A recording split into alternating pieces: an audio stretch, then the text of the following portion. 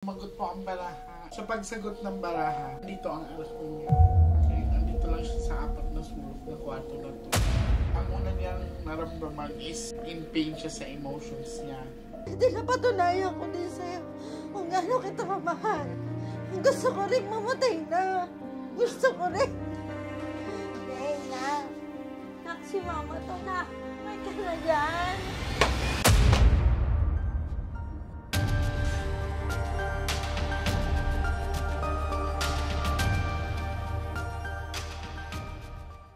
Hi sa mga Nationatics worldwide. Ayun, so andito kami ngayon sa Laguna, no. Gusto kong pasalamatan ang pamilya nila ate sa pag-welcome sa amin dito, lalo na sa pagtitiwala sa akin. So, ngayon, meron silang gamit nung family member nila. Titignan namin kung ano talaga ang pangyayari.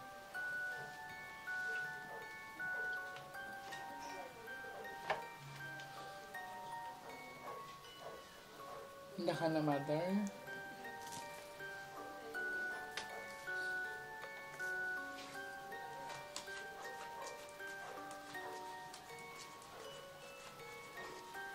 Ilang beses po kami hindi matuloy-tuloy gawa ng sobrang ini-stretch talaga namin yung schedule ko. And ngayon, nagpapasalamat ako kina ate kasi naglaan din sila sa akin ng oras. Tsaka yung pag-welcome nila sa akin is talagang malaking bagay sa akin. So ngayon, titignan ko kung makakausap natin siya, ha?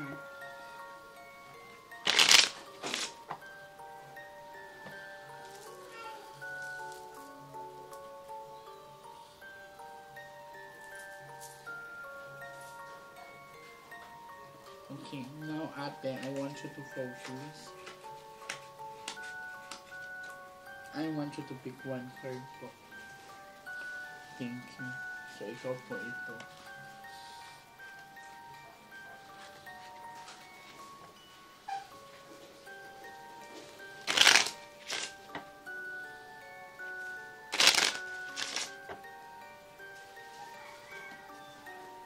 Cut the cards into two.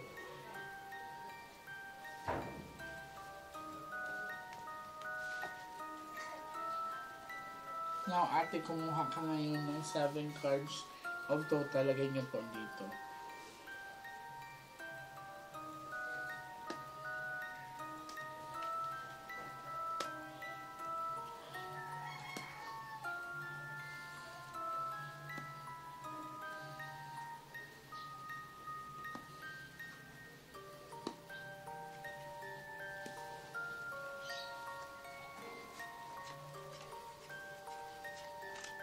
So, ikaw po ito.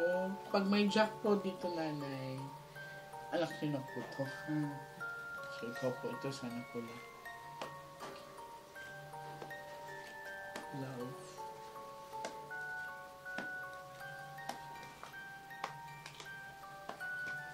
Masama-sama siya. So, makikita niyo naman, sumagot po ang baraha. And, sa pagsagot ng baraha, nandito ang anak niya. Okay. Flower is shovel. So, ibig sabihin, andito lang siya. So, sa pinaparamdam sa akin, andito lang siya sa apat na sulok na kwarto na to. Ang una niyang naramdaman is yung 7 of Hook Heart, which is in pain siya sa emotions niya. So, yung anak niyo po is kinain ng anxiety, depression. Siguro mga ilang araw na siyang walang tulog talaga. Unang-una, ang pinoproblema niya is financial money. Kasi sa pinapakita sa akin ng mga baraha, according sa mga cards, parang hindi sapat yung mga binibigay niya. Parang kulang baga. Mabait po yung anak niyo. Kasi kung ako ang tatanungin niyo, Jack of Heart po ito.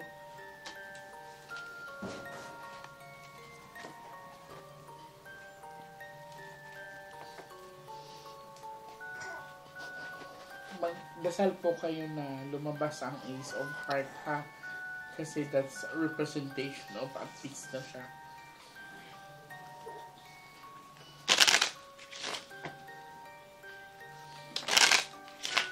So, ang unang pinakita sa akin is yung emotions talaga niya.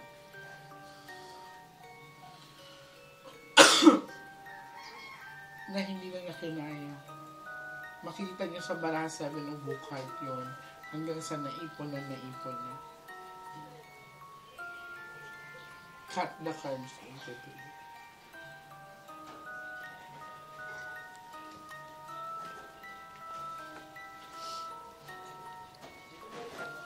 Kuha ka ng 9 cards ito.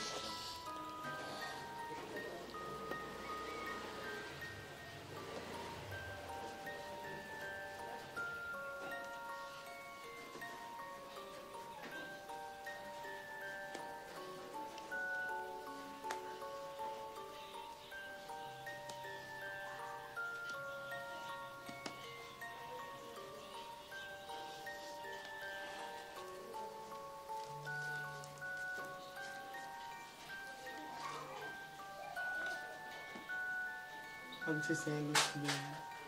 So, third party involvement. May pagdududa din siya na yung partner niya ay merong iba. Pagsiselos. Lungkot. Okay. Sinagot kayo ng baraha. Diba sabi ko, mag-pray kayo na lumabas ang Ace of Hearts.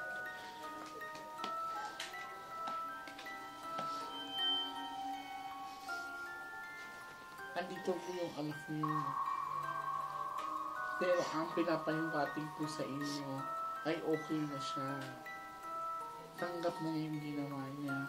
Sa pinakita sa akin ng baraha, yung anak nila ko, family member ni ate ay nag-commit ng suicide. Gamit yung sa duyan. So dito niya itinali. Kagustuhan daw niya po lahat. Ace of Heart. Ang heart po kasi is pagmamahal. So, mahal niya kayo, mahal din niya yung other side. Ang tanong lang niya po, kung may tampo ba daw kayo doon sa partner niya? Meron po. Hindi ko naman kasi akalain na ganyan eh.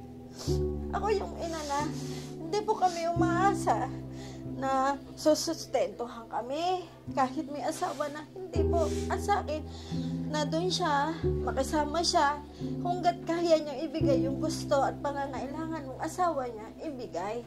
Ganun lang po. Yun lang, bilang ina. Hanggat ko lang yung kasiyahan lang ng anak ko, kaligayahan ng anak ko. Siya po si Jayset. Kasi sa lahat ng anak ko ay pinakamabait, tahimik, walang reklamo. Lumaki sila sa hirap. So nakita ko sa mga baraha,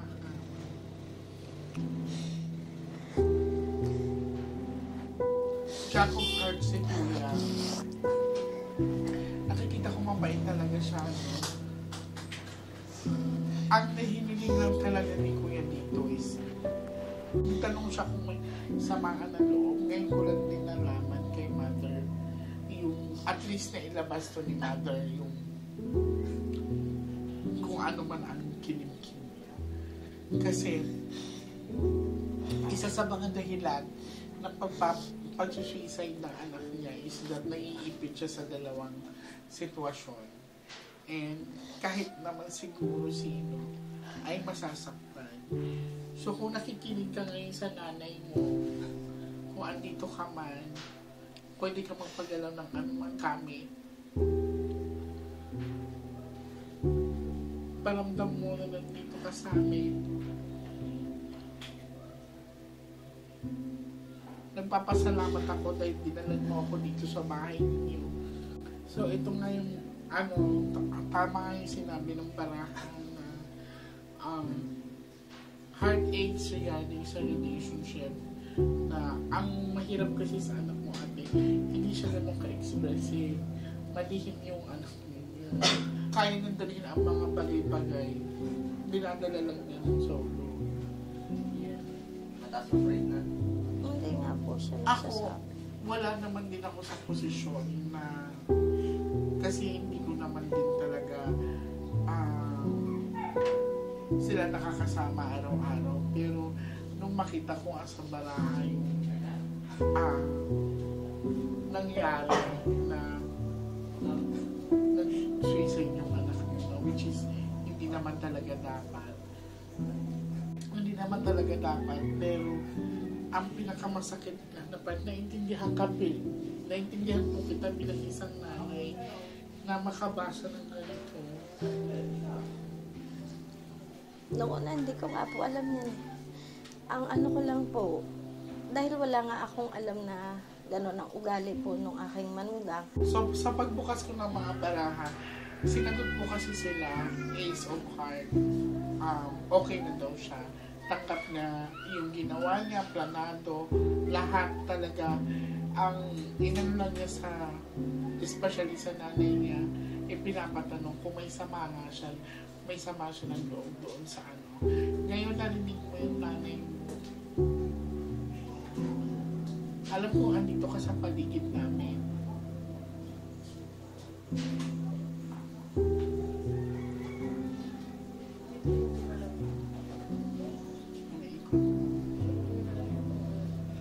So, hindi ka rin niya pinapatawid kasi nandito ang Ace of Hearts. Sobrang bigat kasi nito na ang ginamit niya is yung sa duyan niya. And, mabait anak ko din. Nakikita ko talaga. Sobra. Wala na naman ako sa posisyon na magbitaw ng hindi magandang salita regarding doon sa kapartner niya. Kasi personal nilang buhay. Ang sa akin lang is dinala ako mismo dito ni Kuya at pinapunta niya ako dito sa bahay nila para siguro marilay ang mensahe na huwag kayo magtanim ng sama ng loob. Ginawa ng mama mo ang nararapat. Hindi siya nagsalita na hindi maganda. Lumanapin. Okay. Nararamdaman niya. Parang umiikot siya dito sa akin. Wala namang electric. Malamig. Opo, may lamig. Kanina ko pa po nakaramdaman. So kung andito ka, pagpagalaw ka ng mga bagay, pwede mo yakapin yung mama mo. Siguro, nakafeel kami ng paikot na lamig. Maaaring hinahaplos mo kami, maaaring niyayakap mo yung mga kapatid mo. Andito yung nanay mo. Kasi yung sa akin dito ng part, dito. So, nagpapasalamat ako na dinala mo ako dito para yun nga, maayos ang dapat maayos. So, alam mo, ngayon narinig mo naman kami, alam mo na wala namang hindi nagbitaw na hindi magandang salita ang mama mo. Sa kung sino man yung kapartner mo.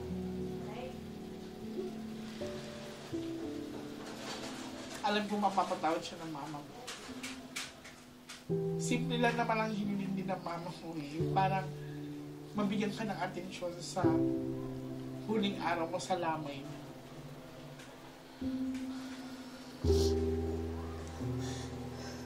Lahat naman tayo may pinagdadaanan, hinanakit mo. Pero ito yung parang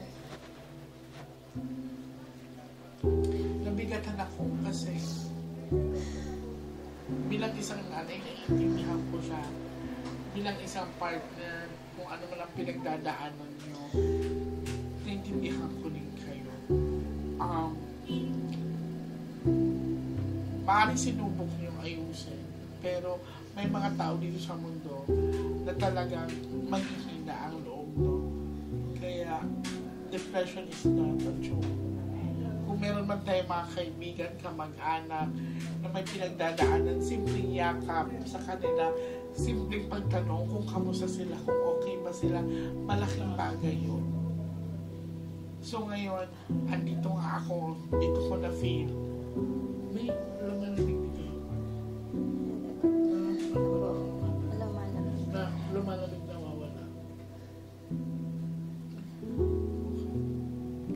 Tignan natin yung last. So, ang inano lang niya, yun nga, sa second set of the cards, inano niya kung may sama pa kayo ng loob, at least nailabas mo. Hindi ko yun kayo masisisi. Kasi kayo ko lang si... Eto, sa nakita ko sa baraha, na-trigger talaga siya. Yung bang, yun nga, nagsabi siya na gagawin ko to, magpapakamatay ako. Instead na pakinggan mo na siya, ang nangyari, parang nahamon siya na, sige gawin mo, pakamatay ka. Na lang. Iwasan na lang. Kasi yun ang huling kahilingan ng anak ko. Yun nga po. Sabi ko parang maging Alam masaya ko siya. hindi ganong kadali bilang isang nanay. Lalo na ngayon, ang pati ako nagulat ako nag-match yung mga sinabi ng baraha sa messages sa sinabi ko sa inyo. Nanisip nila kung darating man ang time na magkasalubong kayo, iwas ka na. Para sa anak. Yan po. Sabi ko siguro, yun nga yung gusto ng anak ko. Tanggalin ko yung galit, yung tampo ko. Ginagawa ko naman po. Ay, hindi naman ganun kabili. Naintindihan. Hindi ganun. Siguro isa sa mga reason talaga kung bakit niya ako pinapunta dito. Matatahimik talaga yung anak ko. Naintindihan kita bilang isang nanay, hindi ganun kadali na mawala yun. Pati kayo. Pero ito lang yung kahilingan niya. Ngayon, gusto kong kahit papasalamat talaga ako sa pagtitiwala niyo. Gusto kong ilabas niyo yung nararamdaman niyo na bigat para doon sa other side. No? Kasi yun lang yung kahilingan niya na huwag magalit doon, huwag magalit sa naging partner niya. Sa bandang huli, yun pa rin yung iniisip niya. Mahal na mahal nga daw. Yun lang, isipin nyo yun lang yung hiniling ng kapatid nyo ng anak mo, huwag mong bigat. Alam ko mahirap, pero lagi iniisip naging kapalit ang buhay niya sa simpleng kahilingan ng huwag mabigat. Though, mabigat yun, nanay. Mabigat yung request niya. Namulaan ako ng anak. Sila ganun lang. Okay lang. Ako nawala ng anak na mabait. Yun ang tapo ko. Yung mahal na mahal ko. Akala niya hindi ko siya mahal. Yung kuya niya. Sabi ko, hindi totoo yan. Lahat kayo, wala ako tinatangi sa inyo. Lahat kayo nanggaling sa akin, mahal ko kayong lahat. Yan, Miss Jake, sabi ko nga, pwede na patunayan ko din sa'yo kung gaano kita kamahal. Gusto ko rin mamatay na. Gusto ko rin. Kasi, bakit gano'n? Kung bakit ako pinagpunta ng anak ko dito, para siguro mapigilan kung ano pang nararamdaman ko. Mother, isipin mo may mga anak ka pa. Yan nga po. Ang hirap, Miss Jake. Ang totoo lang, ayoko ng ganito. Ayoko. Sana ako na lang yung nauna. Huwag yung mga anak ko kasi mahal naman ko yung mga anak ko. Hindi ko kailangan ng kahit ano. Sinabi ko sa kanila, hindi ako humihiling ng yaman. Kayo lang, ligtas kayo. Yung nakikita ko lang kayo araw-araw. Maligaya ang buhay ko. Hindi ko kailangan ng maginhawang buhay. Hindi ko pinangarap. Gusto ko lang magkakasama lang kami. Yun lang. Natin, di ba, nararamdaman natin siya. Alam ko niyayakap ka ng anak mo. Hindi mo man narinig, pero alam ko humihingi siya ng tawad sa nagawa niya. Kaya nga siguro pinapunta talaga ako dito para magabayan kayo. Kaya nga gusto ko po kayo makakausap. Sa total lang yung paniniwala ko sa'yo. Miski nung hindi pa yung nangyayari, nanonood ako, naniniwala ako sa'yo. Kahit marami nagsasabi na ano lang, basta naniniwala po ako sa'yo. Ayan, humantong na dito ako sa punto na basahan mo ako. Umaasa po talaga ako na kahit sa pamamagitan mo, makakausap ko yung anak ko. Makakayakap ko man lang yung anak ko. Ganun lang. Kaya nagtitiwala po ako sa'yo. Gusto ko sa pamamagitan mo, matapos yung nasabi nating masakit. Kasi magpaalam na siya. Makaakyat na siya. Yun lang po. Ito na po. Yun nga. Kasi mahal naman namin siya. Sana umuwi na lang siya sa bahay. Ang saya-saya niya. Hindi ko malimutan yung araw na umalis siya sa bahay. Nakasama niya yung babae. Ang saya-saya ng anak ko. Tapos gano'n. Babalik mo ng buhay.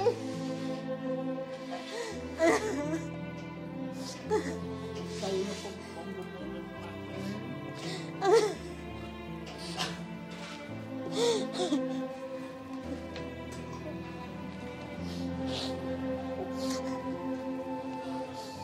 Malaman ko lang natahimik mo siya. Miss Yan, yan po yung anak niya. Yan po yung naagas. Dalawa po yan. Ito. Opo, yan po yung panganay. Tapos babae po yung isa. Ngayon, ang kwento po nung taga Quezon, yung pamangkin ko po, nakita daw po na may nakaangkas sa likod niya na lalaki po, malaking lalaki na maitim, na gwapo daw po. May hikarga daw pong bata. Tapos yung nanay ko po, nakikita niya dito, may hawak-hawak siyang dalawang bata. Kasi halos yun po yung pagkasangguli, siya po yung nag-alaga. Apo, yun yung bahay po namin. Doon po siya nakikita sa hagdan doon. Tsaka po dito. Tapos, natabi siya sa nanay ko. Kaya yung nanay ko, iyak din po ng iyak. Kasi yun yung isa sa mari. Sabi ko, Nay, huwag mo nang tawagin si Jay. Huwag mo nang tawagin. Kasi yun po yung nagpalaki sa kanya ng dalawa. Nagtatrabaho kasi po ako sa pabrika ng time na yun. Tsaka yung baby niya. Kata ka siya. Sakto na po. Trabaho na, wala lang talagang maririn na sira sa ulo na talagang Huwag na. hindi ko alam kung Iwas gagawin ko. na lang ha. Kasi ay, ito na nga eh. Ang kahilingan mo, mother, is nandito pa siya. Lumabas ang Ace of Hearts.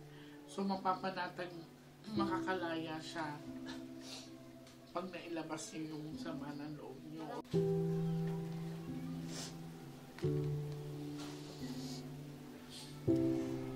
Kuha po kayo ng last 12 cards.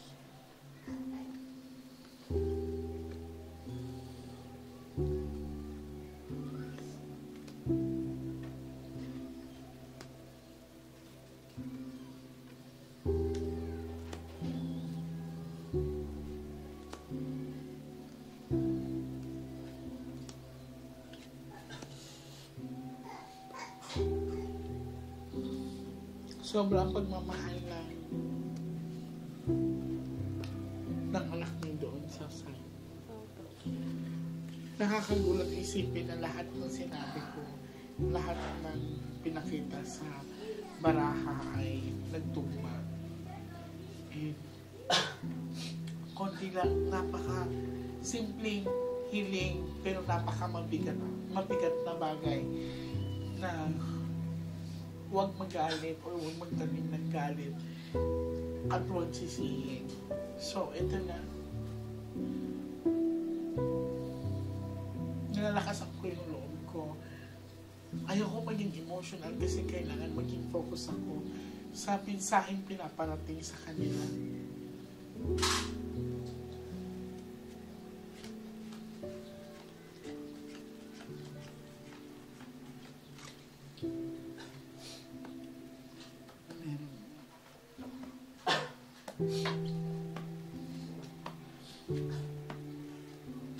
makangatawid na sa mother. Ace of flower. Ayun na. Kakasabi ko lang. Nalisan siya na maayos. Ayun o. Shock. Travel and distance. Kanina andito siya, naramdaman niya. Ramdam niya ang kapos na anak niyo, mother. Hindi mo man nakita, pero ramdam. Malamig ko.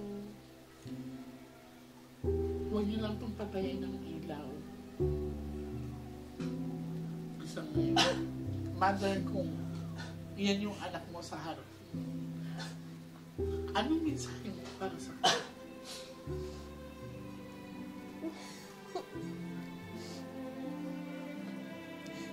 Jay.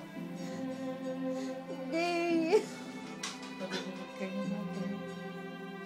Nak, mahal na mahal kita. Mula nang dumating ka sa buhay ko, mahal na mahal kita. Humihingi din ako ng patawad sa iyo sa mga naging pagkukulang ko bilang nanay. Pero wala isang saglit na hindi kita minahal. Mahal na mahal kita. Kung nagtatampo ka nun sa kuya mo, dahil tinutulungan ko siya, parte lang yan ng pagiging nanay. Totoo yung sinasabi ko sa inyo. Kasi mahal ko kayo, ayok makakagawa ng masama ang kuya mo. Di ba sabi ko naman, pera lang yan, kikitain natin. Di ba? Miski ikaw naman, di ba, hindi mo natitiis yung mga kapatid mo pag lumalapit sa'yo. Di ba binibigay mo kahit wala ka na, ha? Binibigay mo sa kanila. Nalalaman ko yun.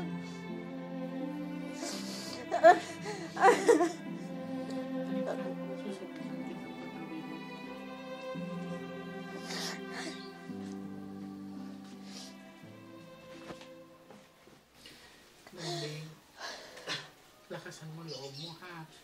10 to 15 minutes kung wala kang maramdaman. Huwag mong pipilitin. May makikita kang maliit na butas na nag-iliwanag. Pag nakita mo yun, diretso ko lang. At kung makita mo man ang kapatid mo, kausapin. Tagalin mo sa lamin. Handa ka na?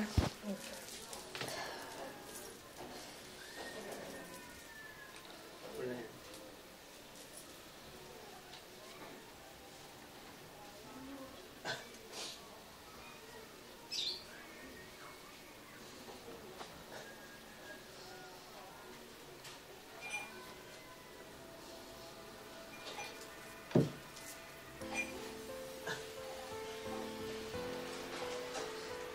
Huwag kang matakot, ha? Hanapin mo yung kapatid mo. Ramdamin mo siya na mabuti.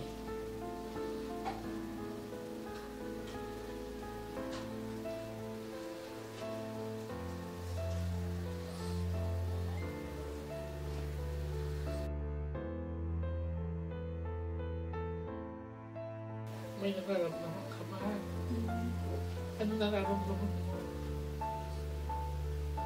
Parang nangarap ko ng ilaw eh. Sige, nandiyan ka lang, ha? Ay, di ba? Naananagan mo ba yung kapatid mo? Hindi po po. Pero sobrang liwanag po. Sige, aninagan mo yung kapatid mo. Gusto siyang makausap ng mama mo. Nanatay mo yung liwanag.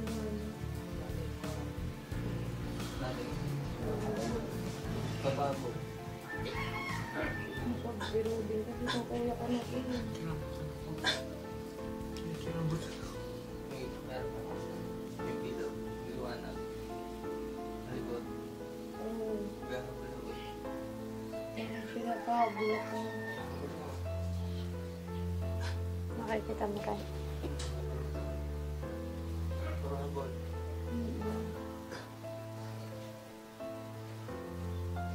Makita ka na nga.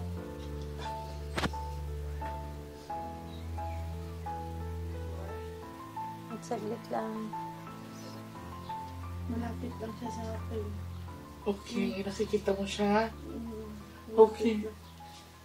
Jay. Kausapin ko na. Jay, nak. Nak, si mama to, nak. Nak, okay ka na dyan? Masaya. Masaya ka na. Nak. Sumama ka sana sa Panginoon na. Magiging masaya kami. Pag nataw ka na. Mahal ka na. Mahal ka namin. Mahal ka namin. Mahal na mahal ka ni Mama. Mahal na mahal kita na. Tama ka na yung kuya mo. Hindi ko po siya awa. Saan siya mama? May kasama siya. Ano, bata? Bata. Ilan? Dalawa? Buwan niya. Isawa ka na. Salamat. Masaya ka. Paalis na. Alis na. Paalam ka na. Nak, sige na. Kuya, Sige mapaalam. na. Sige na, nak. Sige na. Maging masaya ka na dyan. Magiging masaya kami. Alam mo na namin ngayon. Napili mo yung anak mo. Masaya na kami, nak. Sige na.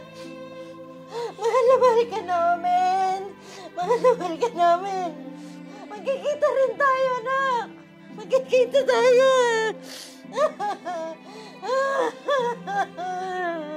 Nak. Mahal na mahal kita.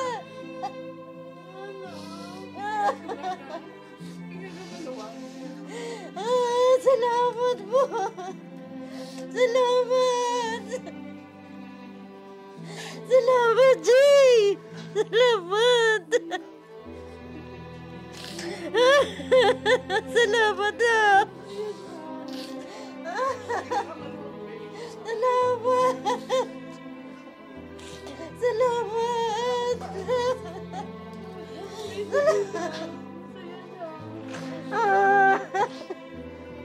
Yun lang, anak. Yun lang. Malaman ko lang. Masaya ka na. Yun lang. Sige na. Wala na yun. Wala na yung sakit na nararamdaman mo dito.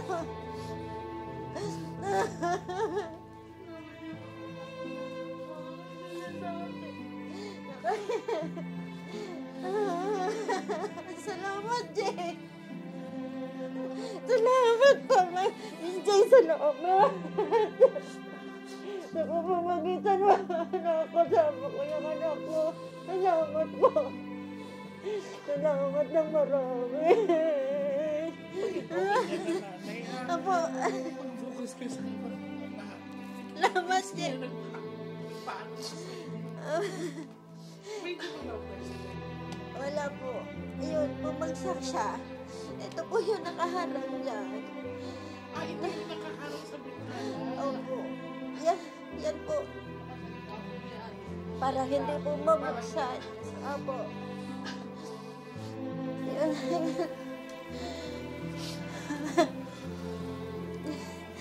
Salamat, Miss J. Sobrang bigat ng pangyayari ito na sobrang magalit sa kalooban ko kasi yun lang yung request ng nanay niya. Nagawa ng kapatid niya na magpaalam sa nanay niya, sa kuya niya. Ang pinakamasarap sa birthday na gawa ko ngayon ay nakakangiti siya. Maraming salamat nanay sa pagtitiwala niya sa akin.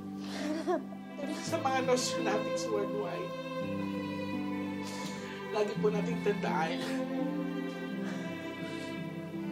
lahat tayo ay iba-iba. May mga taong hindi nakakaya ng mga problema. Hihingib ako sa inyong dasal.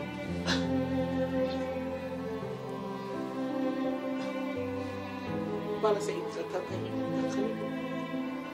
Jesus name.